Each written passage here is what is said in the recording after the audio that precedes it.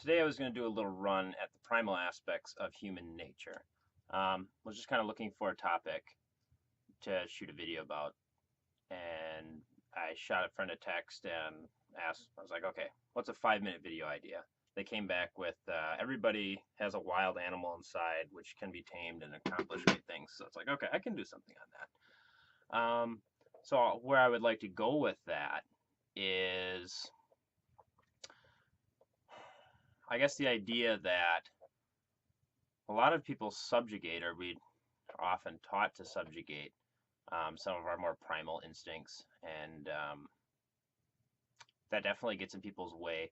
They end up, we end up disavowing aspects of ourselves that I guess we shouldn't disavow, or it's kind of silly to ignore. Best example of this I'm thinking of would be one of the main characters in Atlas Shrugged, Reardon, the steel magnet. He viewed his sexuality as a primal instinct. He was married and everything else like that, but he didn't. He viewed it as something, a lowly aspect of himself.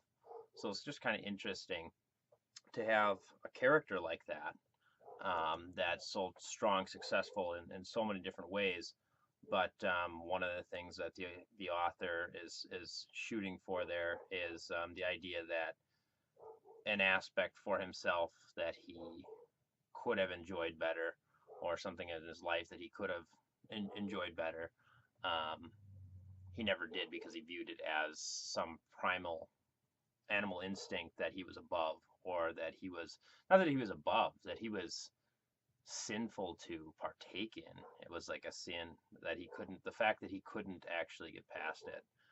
Um, and I'm sure the dog is barking in the background, but and that's gonna drive me nuts. Uh, Stupid dog. Every time I try to find a thought, I just hear the dog go, "Oh, it's gonna ruin my video."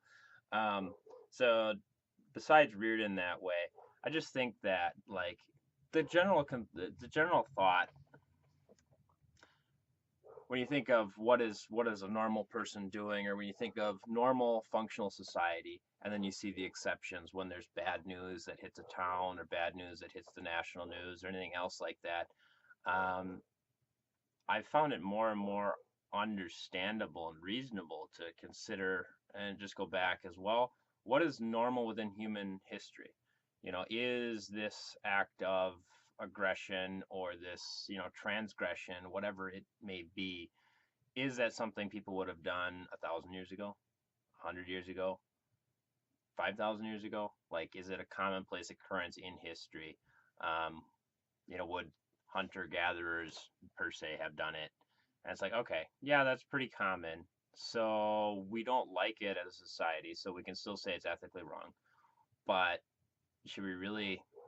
I think we miss the boat when we say that it's unnatural, or just inherently wrong, like the desires that, the greed or anything else like that, that people are experiencing that way. I think that everybody misses the boat when it's just channeled down into like some evil thing that shouldn't even exist as an impulse, but instead, by actually understanding baser impulses, I think people would generally be more empowered to have positive impacts on their day-to-day life. Um, there was another direction I wanted. No, I think I tied the two directions that way. So yeah, I think that definitely tying the two together, yeah, whatever. Oh, that dog. Good enough.